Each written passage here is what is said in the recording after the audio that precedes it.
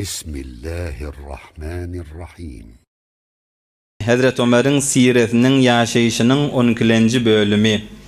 Bir gecede inşallah başarsak haşiye gitmeni Gazve-i Uhud ulu cenglin İslam'da 2 tane ulu cengle veliye geçen jelese Bedir cengi bolupdy, bir jelese de inşallah Uhud cengi kan musulmanlar var. Qiyyn ýagdaýa düşýärler, Resulullah aleyhisselam bir qiyyn ýagdaýa düşýär. İnşallah Uhud jengini hemen başarsak şu jelesede ýygnajak bolar. Hazret Ömer radıyallahu anh bir uli himmeti sıfatlarının biri bir cihadi Hazret Ömer'in sıfatları var da himmeti beyi adam Hazret Ömer. Zillete yani bir pesilmeklige kafirliğin mukabiline boyun ince adam de Hazret Ömer radıyallahu anh. Ebu Sufyan Uhud jenginden sonra bir muqaddeme Hazret Ömer'in bir şujaatligi, himmetinin ýokardylygy, kafirin mukabiline peseljekgeligi barada. Gaty bir jeng bolýar, inşallah işte içine girer. Emma jeng tamam bolandan sonra Ebu Sufyan kafirliň başy bolup gelýär-de Uhud jenginde. Musulmanlar bir guşa tıkılan wagtynda Ebu Sufyan gyýgyrypdyr. Efil kavmi Muhammed sallallahu aleyhi ve sellem şu kavmin arasynda dipdir, Muhammed bamy dipdir. Musulmanlar bir guşa dağa garşyn tıkılýarly, araňyzda Muhammed bamy diye. Resulullah aleyhisselam la tujibuhu jogabyn bermeň şoň dipdir. Resulullah aleyhisselam görünmän sahabalaryň ardynda du. Yine de Ebu Sufyan aýdypdyr. Onna Ebu Bekir Siddiq bamy, Ebu Bekir bamy? Ebu Kuhafa'ň ogly Ebu Bekir siziň araňyzda bamy dipdir. Yine Resulullah aleyhisselam la tujibu jogabyn bermeň, jogabyn gaýtarmaň dipdir. Gaýtalap aýtdyr, efil kavmi İbnul Hattab, araňyzda İbn Hattab Ömer bamy dipdir. Ebu Sufyan kafirliň tarapyndan musulmanlara aýdypdy da. Oha manda da yine Resulullah aleyhisselam jogap bermeň diýenne Ebu Sufyan aýdypdyr. Musulmanlaryň başlary, musulmanlaryň ululary hemmesi onu biz öldürüpdir olary. Eger ulu bolsalar jogap bererdiler dipdir. Şonda Hazret Ömer durup başarmandyr da, yani kafirin mukabiline durup başarmandyr. Hazret Ömer gıyrakadan aýdypdyr. Ey Allah'ın düşmany, sen yalan aýtýaň dipdir. Hemmemizde başlaryň arasynda dipdir. Allah seni helak etmeden süreyim, seni haru zelil etmeden süreyim, Allah seni öldürmeden süreyim, meni koydu şulan arasında diptir. Hazret Ömer. Ebu Sufyan aýdypdyr, ey Ömer dipdir, senin birçe islegim ma, sen bağlığına billim dipdir.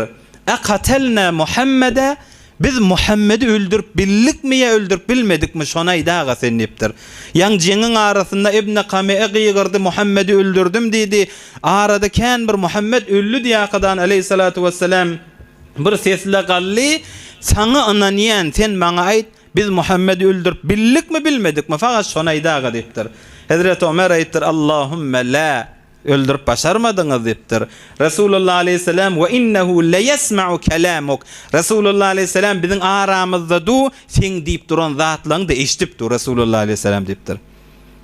Biziň aramyzda du Resulullah aleyhisselam sen aýdyp duran zatlaryň da Resulullah aleyhisselam eşitipdir. Ey Allah'ın düşmanı dipdir.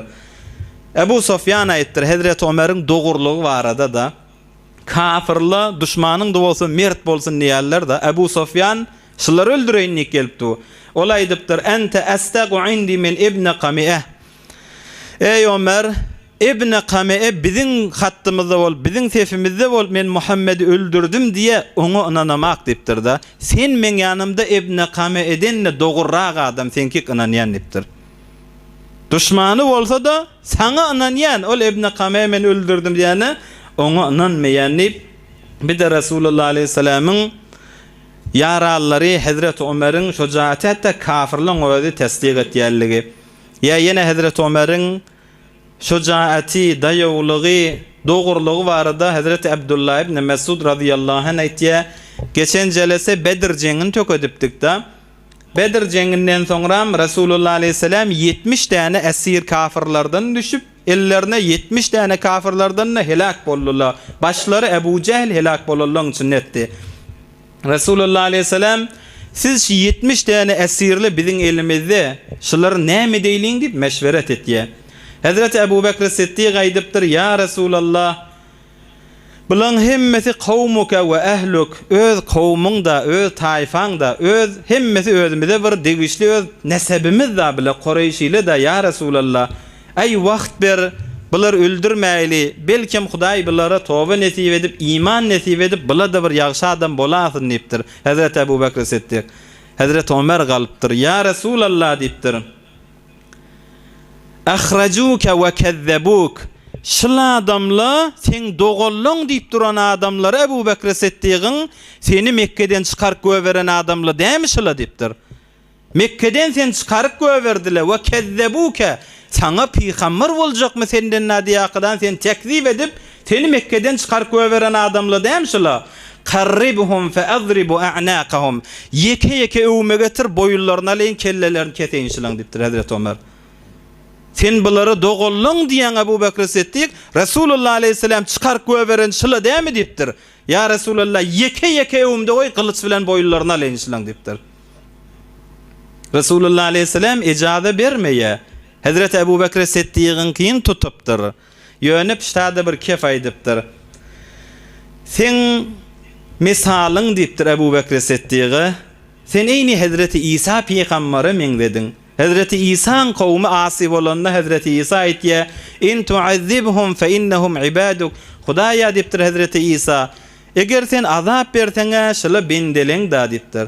Emma sen eger geçasaň fe inneke entel azizul hakim. Sen bir kudretli, hikmetli bolan Allah geçasaň da sen sana gelişýän zat şi diýip Hazreti İsa bagyşlamany gowurýar-da. Seňe misalyň Ebu Bekr Siddiq Hazreti İsa peýgamberi meňledin diýipdir.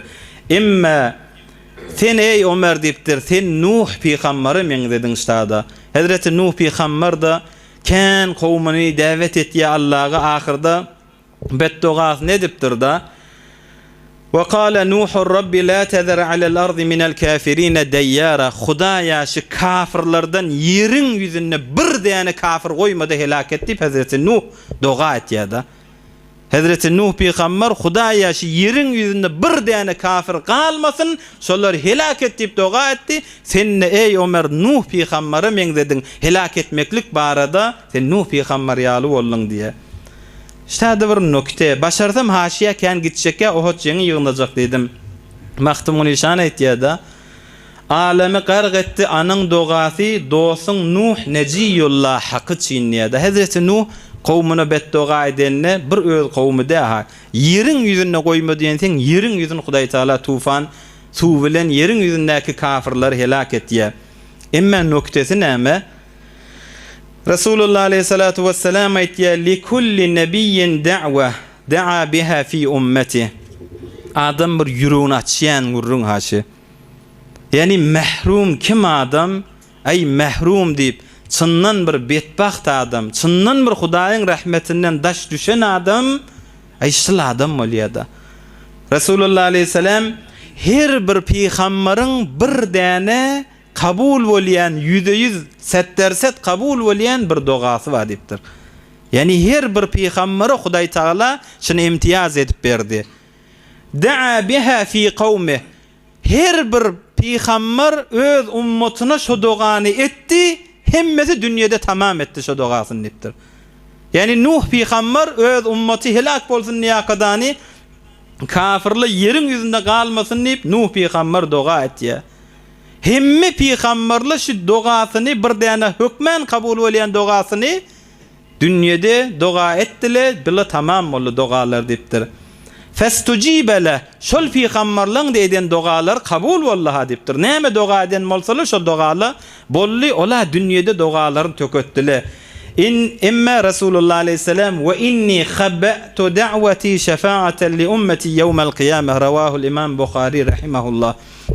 Emma men nipdir şol bir däne dogany her bir peýgamber etse kabul bolýan dogasyny bukdurup goýdum kıyamatda ummatymdan sirim şefaat etmeden sirim. Her peýgamber doga etdi, dogasy berildi. Emma min dogam bukdur akadan goýdum şonu. Kıyamatda hemme zatdan elle üzüllümi? Ya Rabbi ey Allah, alim jahanın eyesi bolan Allah'ım, sen bana bir doğa beriptin, her peygamber doğasını etti, men şu doğanı eden nedirin ha? Şun kun ummatimden sirim men senden dileyen, sana yalvaryan, ya Rabbi ummatimin günahını geç deyip, Resulullah aleyhisselam kıyamata şon buktur koydum deyiptir.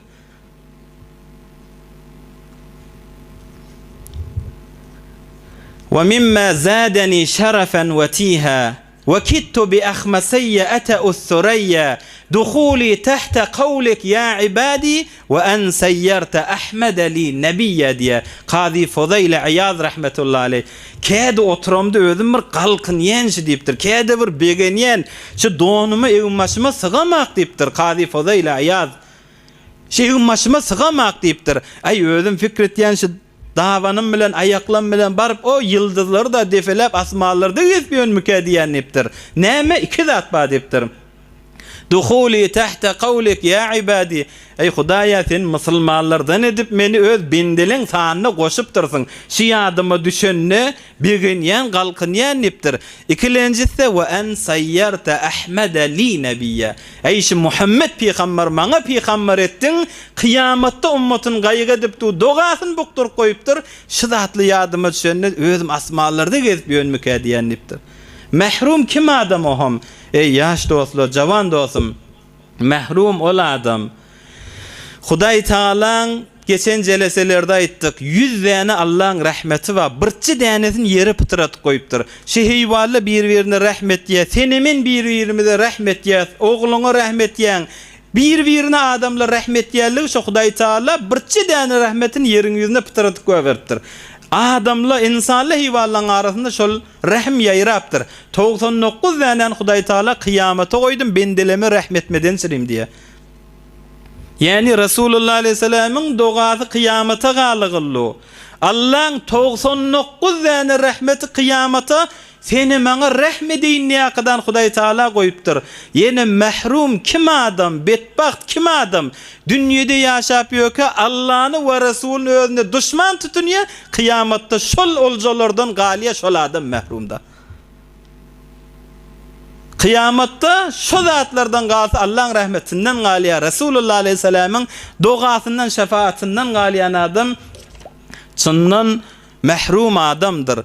Günah etýän adam, emma şu ýüreğinde muhabbetin bada şoňa şükret. Ey bir tofar adamly we başarsa Allah'a degijek, Resulullah aleyhisselam'a degijek, Resulullah aleyhisselam'ın ýoluna degijek.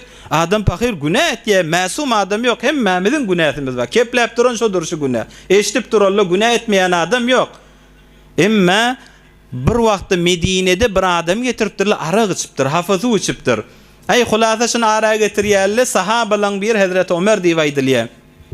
Ay Allah'ın laneti olsun sana. Nagat şızadyň üstünden sen ken getirilin Resulullah aleyhisselam'ın öwüne. Goýar yerde de goýmadyň da Allah sen lanet etsin nipdir. Resulullah aleyhisselam galaqadan la tel'anuh, la tel'anuh, la tel'anuh. Lanet etmeň, lanet etmeň, lanet etmeň dipdir Resulullah aleyhisselam. Ey hafaz adam murtekip bolupdy. Allah'ın lanet eden zadyna murtekip bolupdy. Onu da Resulullah aleyhisselam gargyşlamaň, lanet etmeň dipdir. Ma alimtu illa ennehu yuhibbullaha ve rasulahu rawahu İmam Buhari. Bilýän zadymyzdan şu ýalňyşypdyr, günah edipdir. Ýüreginden Allah'ny we Rasulun gawwar ýaşyl adam dipdir. Wezen ýalňyşypdyr, günah barypdyr, emma şu ýüreginden Allah'ny we Rasulun gawwar ýaşyl adam dipdir. Adam günah etýändirse, emma şu ýürekde Allah ve Resulüniň muhabbeti bolsa inşallah kıyamatda Allah'ın rahmetine de Resulullah aleyhisselam'ın şefaatine de duş gelersin inşallah. Emma Uhud jeňi başlamaly bolýar. 3-nji ýyl hicretde, dogry Bedir jeňinden 1 ýyl soňra. Bedir jeňinden 1 ýyl soňra, 1 ýyl geçenne ol Bedirdäki şekestiyelleriniň aryny aljak bolýarlar. Nagat bir gynçylyk çekipdirler. Hudaňyň dostu Muhtarul Qurayşi mudam ummat için telhirde ýaşy diýär Hazreti Sofallah ýarişan. Hudaňyň dostu Muhtarul Qurayşi mudam ummat için telhirde ýaşy. Ey Resulullah aleyhisselam bizden şirim şu gynçylyklara galypdyra. Nagat meşakkatli, nagat gynçylyklar. Allah razı bolsun şu Resulullah aleyhisselam'ın ýanyndaki sahabalardan. Yani ne kadar meşakkatlere galya. Şu zamanada da olsa kän adamla sayılanacak gelme adamla. Şu zamanada şu imtihanla olsa kän adamla sayılanacak eyyemskine. Ay bize atla neymiş at? Jiňiň wagtymy mal ne? Zindagi bu gaýgyla bu bahatçylykla eçerlemiz yok mu bizim? Kän adamla sayılanacak. Allah razı olsun şu sahabalardan Resulullah aleyhisselame geriş be geriş, kadam mı kadam, iz ve iz Resulullah aleyhisselamın arkasında durarlardan. Hazreti Zeyd ibn Sabit radıyallahu anh aytya Resulullah aleyhisselamın şu kıyınçılıkları var arada. Fakat Resulullah aleyhisselam biz ummatından şirim iniyen vahiyin ağırlıkların tehemmül etýärliginiň özü boljak. Bu ağaçlık çekýärligi Resulullah aleyhisselam yebitul leyaliyel mutetabi'ate tawiyen niyada iz ve iz Resulullah aleyhisselam gijelerde imanada tapman ağaç geçirýänmişdik. Bu gynçylyklar dursuna. Fakat şu vahiyin ağramy Hazreti Zeyd ibn Sabit diye men Resulullah aleyhisselam mübarek ayağın men ayağımın üstüne koyup duqa Resulullah aleyhisselame vahiy inmani durdu. Bıgadri ayağım ağralya, bıgadri ayağım ağralya, bıgadri ayağım ağralya.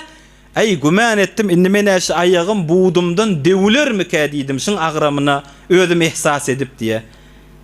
Innimiz Hazreti Ayşe etdiye yani Resulullah aleyhisselam şu bizden şirim tehemmül eden fakat vahiyin ağırlığının öz boljak da savuk gijelerde diye enemiz Hazreti Ayşe Resulullah aleyhisselame vahiy niyeti savuk gije savuğa jydan mannukan Resulullah aleyhisselam suw bolup gatra derler Resulullah aleyhisselamdan akmany durýatdy vahiyin ağırlığından niye. Emma inni jeň bir jeňlere aýdylmy Bedir jeňi tamam bolandan soňra Qurayşiyle üýşipdirler. Näme 70 tane ululary bulardan helak boldy. Ebu Cehl helak boldy. Ebu Cehl'in oğullary üýşýär. Şol 70 tane helak bolan oğullary üýşýär. Ebu Sofyan Qurayşileň ululary Mekke'de üýşýär. Bir ýyllap bula Araplardan özlerinden tejhizatlary mujahhazlap, teýýarlap, başga taýfalar üýşürip, indi Medinäge garşyn urýarlar. Medinäge garşyn goşun çekakydany 3000 nefer bolup Uhud dagynyň ýanyna gelakdan yerleşýärler. Näme? Medinäge gelip Resulullah aleyhisselam bilen Bedrin aryny indi bir ýyl soňra Uhudda biz aleyliýakadany teýýarlanyp gelýärler. Bir olokon bir nokta ha haşiýe gitjek diýseň de ýön derslerini alman gitsek de boljak ya ýaş dostum. Hudaý seni näme meşgul edipdir? Şonu bir özüň gözde hakada halwatda otur. Allah seni näme meşgul etip goýupdyr? Hudaýyň ýanyna näzredini biljek bolsaň näme meşgul bol, nämeň ýyzyna gezip ýöň. Şonu bir dikkat et. Günnizlerde halal çöreň ýyzyna gezýäňiz, her gaýsyňyz halal çöreň ýyzynda işleňiziň ýyzyna, kesbiňiziň ýyzyna gezýäňiz halal çörek şu Hudaý seni bir gawzada meşgul etip goýupdyr. Ýöne hiçe puço yalandan oturşyklara Hudaý meşgul etmändir seni. Şuna bir özüň şükret.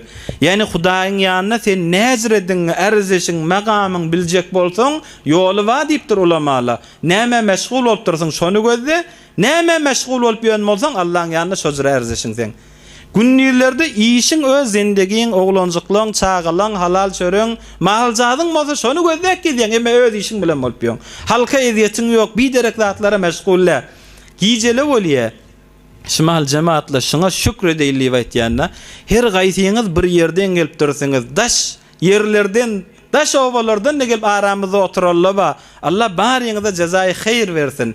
Şu ýani wa Hudaý Taala sizi özüňiz gözläň käde halwatda oturuň, özüňiz şuna şükredip ağlan, Hudaýa men şundan aýyrma wer dip. Allah hemmekşe biz hayır etliýär.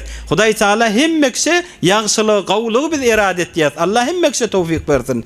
Emme saňa şunu kökläpdirdim Hudaý Taala özüň işiň ýadow ay şuň galmaýynda şu ýüregiňe bir kuwat girýädem, şol kuwatyň gelmekligi Hudaý Taala berýär şonu.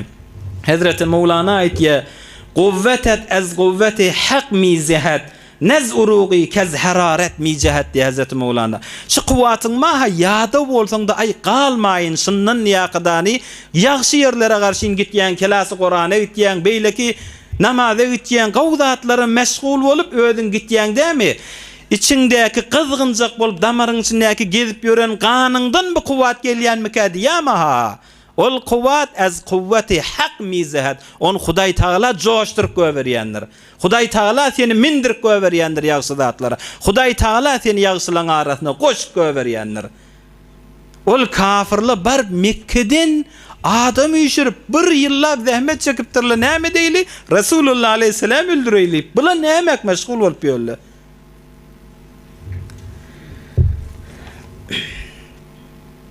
Rasulullah aleyhisselam sahabaları üşürüpdir. Eşitipdir kafirler gelýärligini.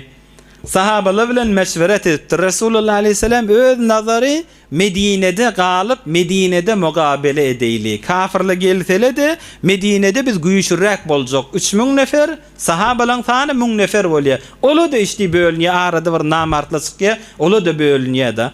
Rasulullah aleyhisselam şi biz Medine'de galsak näzire bolar dipdir. Emma Bedir jengine şereket edip bilmedik. Bedir jengine gidip bilmedik sahabalar barmışdyk. Olay dipdirler ahriz bina ila a'daina. Ya Rasulullah bizi şu düşmanlarymyza garşy çıkarsana. Yüreğimizde de bir hasret bolup arman bolup galdy. Öňçe biz Bedirde şu kafirler bilen jeng edip bilmedik. Ya Rasulullah bizi gorkok müked ýamasylar. Bizi zayıf sanamasylar. Biz şolara garşy gideýli ya Rasulullah. Biziň de geçmesene dipdirler. Rasulullah aleyhisselam cımga namazdan soňramışdyk. Cımga namaz okuyup sahabalar bilen geňeşýär. Ola da çıkar biz diýerler. Rasulullah aleyhisselam eserine giripdir. Jeňiň egimmaşynyňga ýakadan Rasulullah aleyhisselam mujahhazlenip daşaryk çykypdyr. Jeňiň egimmaşyny geyip jeňe teýýarlanakydany kıljyn baglanyp Rasulullah aleyhisselam çykypdyr. Cımga namazdan soňra esersine girip sahabalar aýdypdyrlar, biz Rasulullah aleyhisselamy zorladyk menemş Rasulullah aleyhisselamyň öz Medine'de galmany gowurup tutdy. Biziň özümüz bir zat diýip Rasulullah aleyhisselamy bir forum biz aýdyp Rasulullah aleyhisselamy ýöne jeňe wadar eden ýaly bolduk. Ya Rasulullah biz seni mecbur eden ýaly bolduk. Ya Rasulullah Medine'de galmaly bolsa galaýlyp innaýt ýaly. Emma Peygamberimiz aleyhissalatu vesselam aýdypdyr. Peygambere gelişýän nädir? Zeresini, jeňiň libasyny egimmaşyn geýenden soňra çykarmak. Inni gider ölüşmäne kafirler bilen. Peygamber adam geýenden soňra libasyny hiç wagtda çykarmar egimmaşyn diýip Rasulullah aleyhisselam gitmeli etýär. Müňdäne sahabalar bilen ýola düşýär Uhud'a garşyn. Hazreti Abdullah ibn Mektum diýen sahaban Medine'de goýupdyr. Namazy şykalan yaraman galallar ýaşullar we şolar bilen namaz okuýdy diýip Rasulullah aleyhisselam Medine'de Hazreti ibn Mektum'y goýup gitýär. Indi 1000 nefer bolup ýola düşüp barýarkäle munafık adamlar känna yalandan musulman bolup ey bize sen nygmat bolup sataşdyň ha ya Rasulullah sen gelmäken Medine'de bir direklik etdi bir taýfa gyryp ýötdi sen bir nygmat bolup gelliň diýip ýörelle Medine bilen Uhud dağı arasynda mahul ýol aşallaryna Uhud'a golaýlap barýarkäle Allah'ım meňze nesip etsin inşallah. Medine bilen Uhud'un fasalasy 4 kilometr. Uhud dağı Medine'ň gaýra çetinne bolýar. Şu 4 kilometr fasalak çykallaryna orta ýola baranna aralarına Abdullah ibn Ubey diýip munafyklaryň başı dawy, munafyklaryň başı. Şun hakkında ayet da diýipdir da şol adam dünýeden geçenne, şol adam ölenne diýipdir Hudaý Taala. Şol munafık bolup dünýeden geçen şoňa namaz okuyma we la taqum ala qabri qabrnyň başynda da durup şoňa doga etme diýip Hudaý Taala şoň hakynda ayet indirýär. 1000 nefer walaqdan inni ýoly düşdilermi? Adamlaryň arasynda ey biz näme diýip yalandan özümizi öldüreýli? Biz näme densireymişmat uruşmaly? Ey Medine'de biz oglanjyklarymyz var. Bizim öýlemiz var. Biz näme densireymişmat gitmeli? Sefin arasynda beýlek geçip 300 nefer özü bilen ýyzyna urupdyr da. 1000 nefer bolup barýarlar. 3000 nefer düşman öwde var. Emma Abdullah ibn Ubey diýen ol munafyk 300 nefer özü bilen Medine'ye garşy ewruk gaýdypdyr. 300 nefer kemelli. Yani barýarlaryň 3den bir tagriben kemelliler. Sahabalyň yürekleri bir forum muňa bir zat diýipdir, ay Rasulullah aleyhisselam zat diýmen. 300 nefer gitýär. Emma yine Rasulullah aleyhisselam taqriban 700 nefer bilen Uhud dağı garşyn barýa. Mirba ibn Qayzi diýen adam gözü kör adammışdyk. Bilen telekeligini Rasulullah aleyhisselam şoň ziraat ekýän ýerinden geçjek bolupdyr. Bir de gözü kör adam ýeriniň maşynyna şo ekýän ýerleriniň maşynyna duranna Mirba ibn Qayzi diýen adam bir de munafıklardan gözü ýokmuşdyk. Bilipdir şu Rasulullah aleyhisselam sahabalar bilen barýarlygyny, ýanky Mirba ibn Qayzi diýen munafyk adam gözü ýok ha. Şu Rasulullah aleyhisselam sahabalary eli bilen bir öpüş toprak alakadan, bir gaşawuş gum alakadan zıňyan bolmaly, sepýän bolmaly. Siziň araňyzda Muhammed bawazy men ýerimden geçmesin ştadan ýakadan, bir daha da eli bilen, dil bilen eziýet berip duranna ştadan geçmesin gum sepýän bolmaly. Sahabalar men barakadan öldürjek bolupdyrlar. Rasulullah aleyhisselam saklaň diýipdir. Ola adam aýdypdyr, Allah yürekleri kör etmesin ha.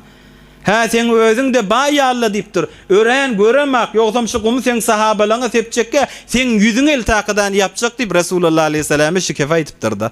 Gözü ýok ha Rasulullah aleyhisselamy görüň bir eziýetleri. Faqat şu eziýet Rasulullah aleyhisselam çeken eziýetlerini aýtjak bolsak adam mowzudan çykjak.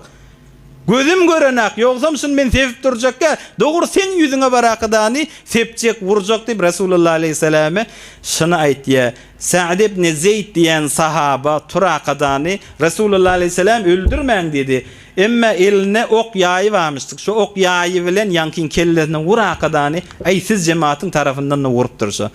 Wurakadany ýankin kellesini ýarypdyr. Mundan gitýärle Uhud dagyna garşyn ýetýärle. Emma inne kıyınçılıklaşta da başlaya. Rasulullah aleyhisselam 50 däne tir atýan, ok atýan sahabalary Jebelur Rumat diýilýär.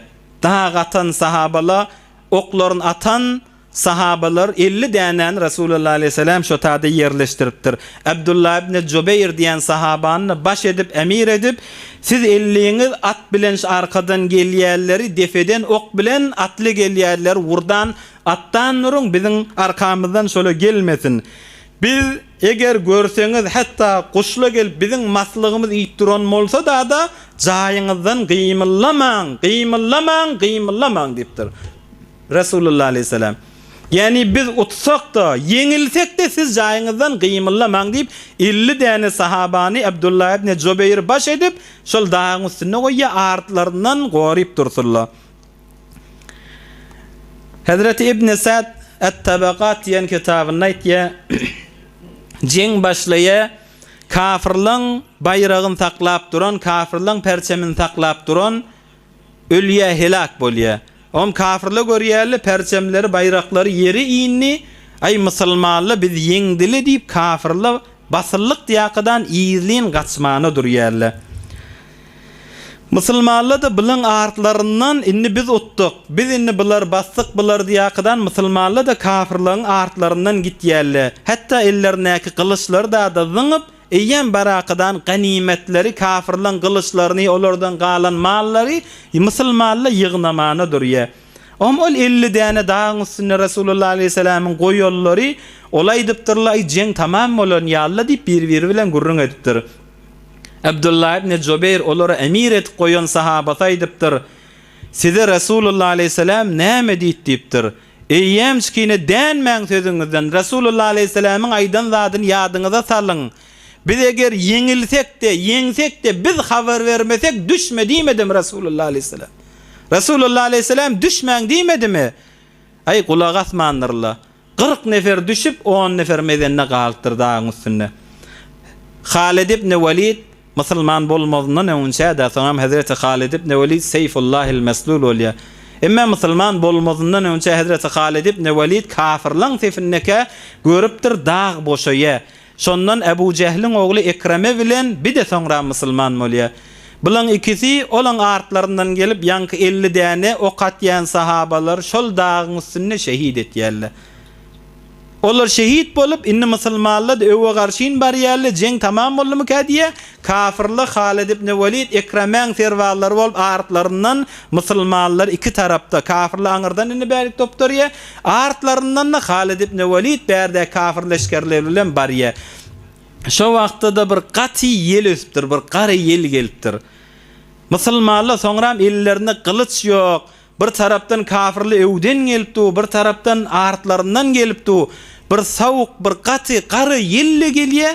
Şeytan şu wagtda şeytan bir ses etipdir da inna Muhammeden qad qutila. Muhammed öldürildi, Muhammed öldürildi dip şeytan gıyrıptır da. Sallallahu aleyhi ve sellem. Muhammed öldürildi dip şu ses gelenden soňra musulmanlar nämetjeklerini bilmändirler. Ýörtüp kılıç aljak bolýarlar bolmaly. Ey Resulullah aleyhisselam dünýeden geçdi diýilenni aýaklary ısmanlar, eller ısmanlar. Nämet ýerlerini bilmänler. Akyllyn çaşyp başlapdyrlar musulmanlar. Om aradan gıýgyran bolupdyr. Ey Resulullah dünýeden geçen bolsa bizinde näme diýil Medina garşy ne urlaýlyňda janymyz gorýaýlyňda. Yeni bir aýdypdyr. Aýny biz näme etmeli bu taada? Gaçaýlyňda daga garşy her gaýsy bir zat diýip toka.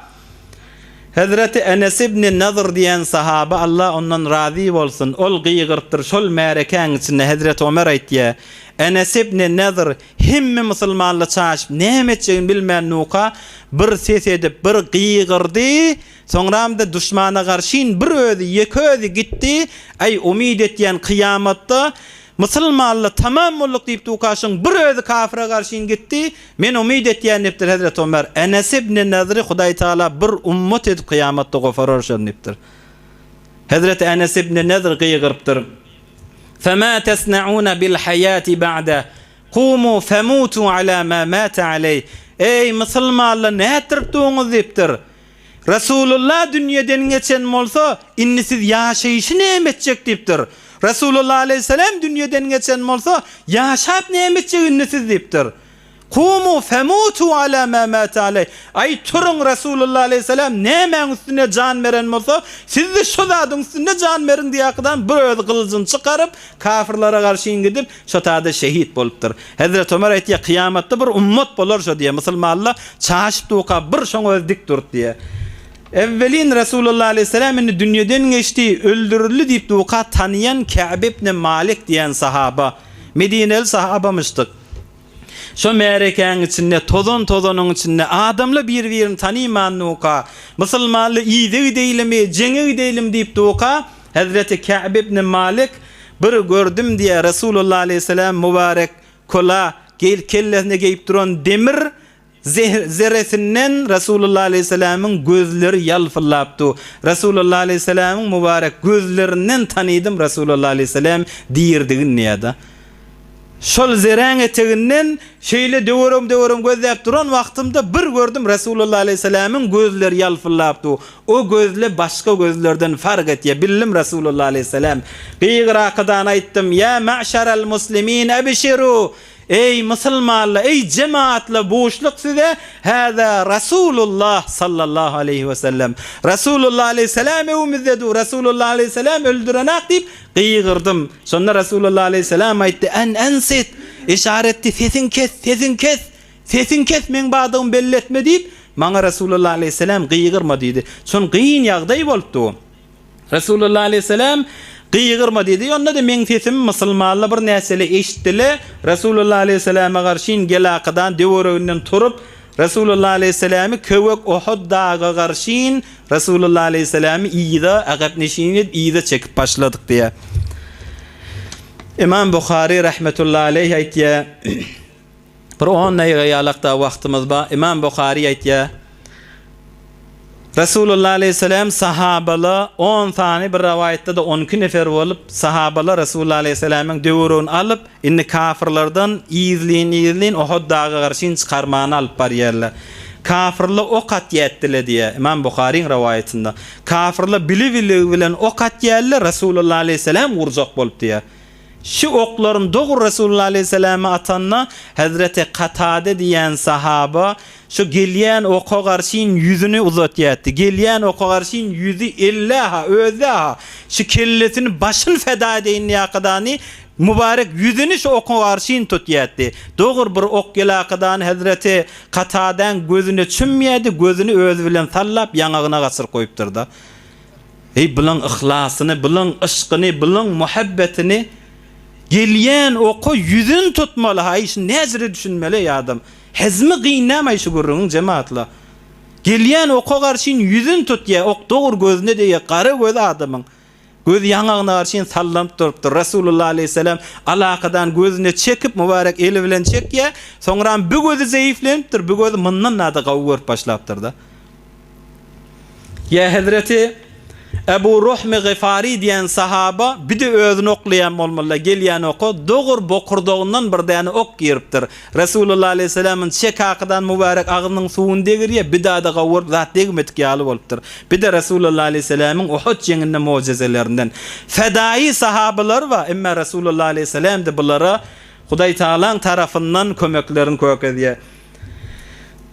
Düşmandan bir azıcık iyide karşın doktor Paryan vaxtlarına Utbet ibn Abi Vakkas, Hazreti Sa'd ibn Abi Vakkas diyen bir komandar sahaba, Hazreti Sa'd ibn Abi Vakkas beter o katmana hedefin vurmana ökdemiştik da Resulullah Aleyhisselam inem atam sana feda olsun ey Sa'd oklun at diye Hazreti Sa'd aytiye Resulullah Aleyhisselam bir adama inatam feda olsun diye fakat mağaydanlar şonlayıp iftihar etyemiştik.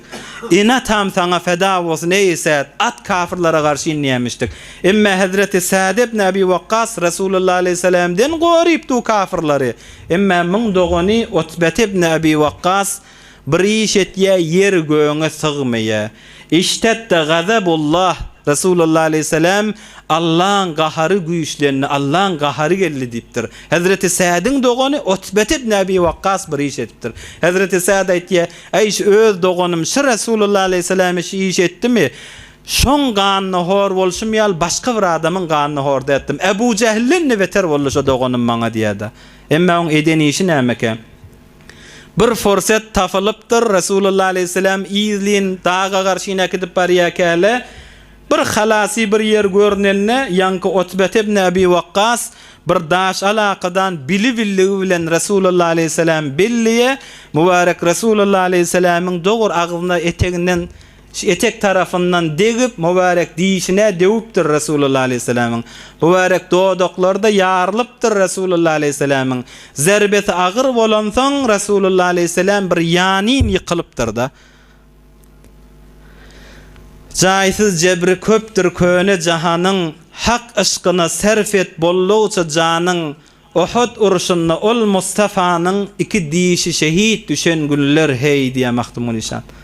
Bili-bili bilen daşı billiye Resulullah Aleyhisselam'ın mübarek dişi devulye doğdokları yarılye Resulullah Aleyhisselam bir yanin yıkılye. Qaytadan galanna İbn Qami'e diyen betbaht o da gılcının kaptalı bilen erz tarafı bilen iyinliğin Resulullah Aleyhisselam'ı bili-bili bilen vuruptur. Resulullah Aleyhisselam'ın geyip duran kellesine cengi zerresi demirden geyip duran kellesindeki iki tane halqa demirler Resulullah Aleyhisselam'ın mübarek yanaklarına çümüptür.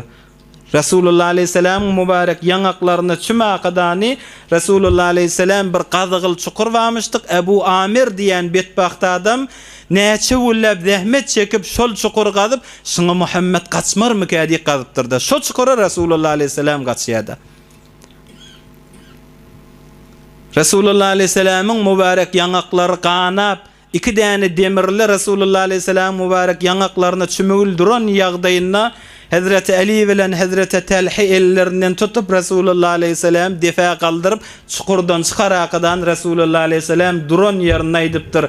Keyfe yuflihu kavmun hazabu vejhe nebiyihim ve huve yed'uhum ila rabbihim.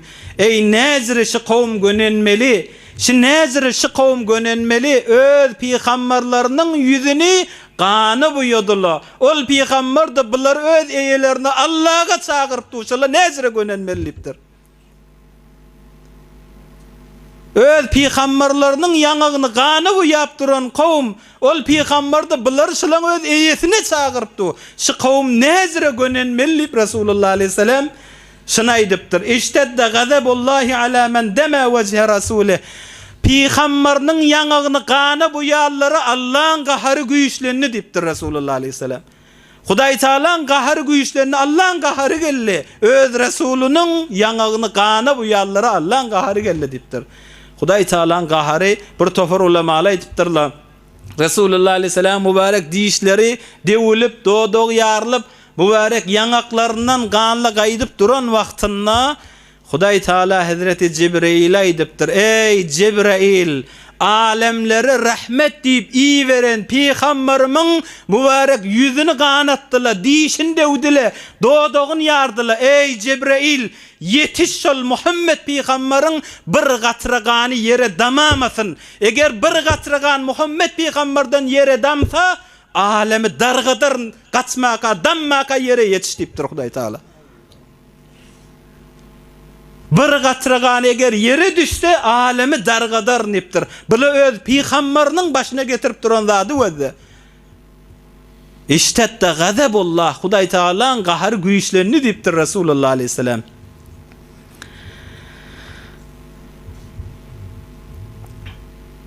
Şol cemaatlaryň arasynda Rasulullah aleyhi selam mübarek ganyny süwürip duran wagtynda Ubey ibn Halaf diýen bir betbaht Mekke'de de Rasulullah aleyhisselam'a kän eziyet beren.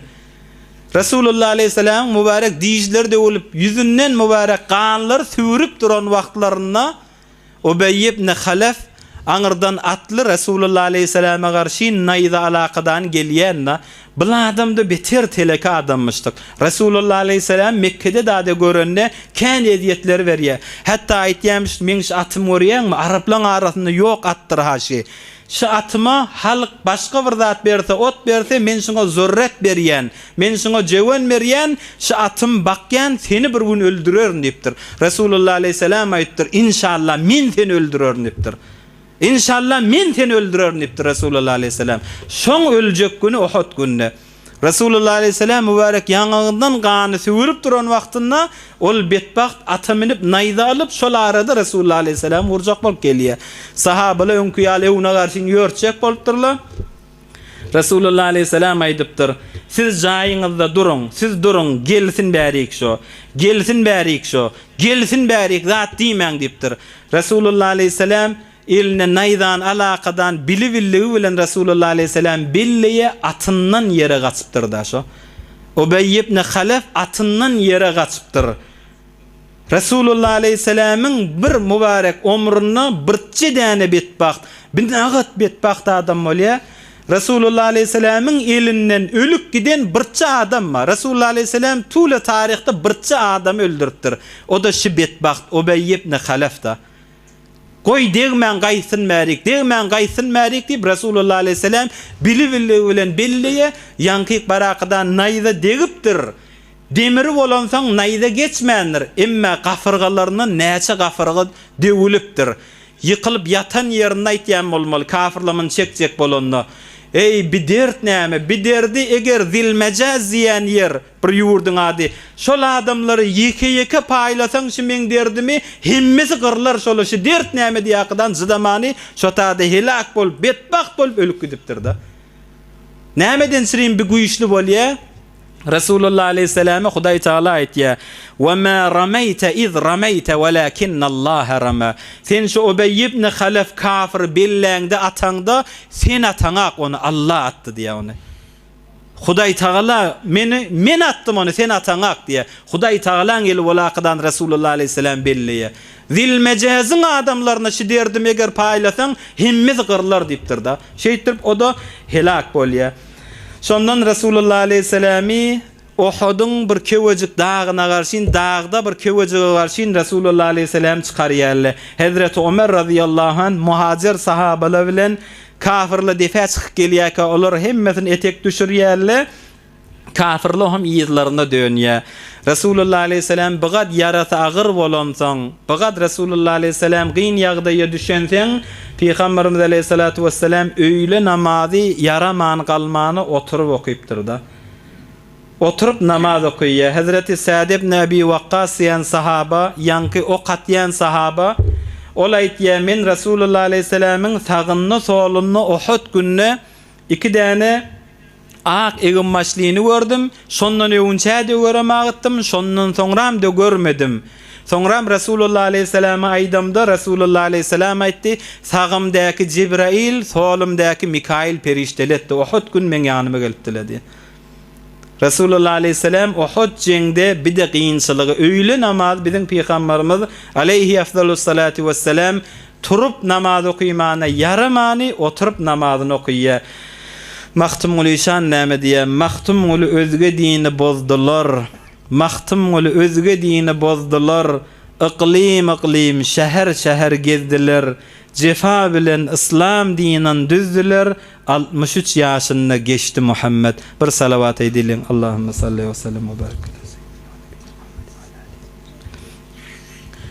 Uhud jeňi içinde dersleken emma wagtymyz boluşdy.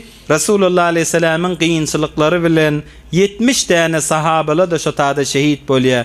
Olar aýtsak wagt boljakka Hazreti Mus'ab ibn Umayr diýen sahaba Mekkeň minnip ýören yigitlerinden Hazreti Seyyid-i Şuhada Hazreti Hamza ýaly Allah'ın arslaryny bolan Hazreti Hamza ýaly we beýleki 70 tane sahabalar da şotada şehit bolup bir kıyın ýagdaý bolýar. İnşallah geljek jelesede Hazreti Ömer'in siretinde beýleki bolýan wakaýlar, dersler bilen hyzmatyňyza ýetirerdi inşallah. Hudaý tebarek we taala aýdan eşdellerden kabul etsin.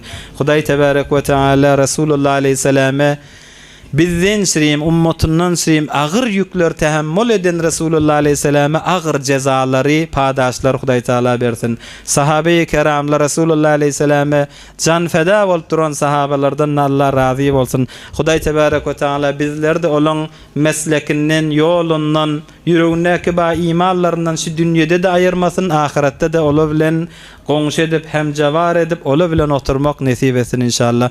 Ötelliň ruhşat bolar ýal bir alham 3 ihlas okyp etşerde daşarda kulak asan dogallamyz we fezai mejaziň üstünde olan da hakkında doga ederiz. Okyberin. برای مشاهده ویدیوهای بیشتر به کانال یوتیوب سخنرانی های علماء ترکمن سر بزنید، مشترک بشید و منتشر کنید، اجر ببرید.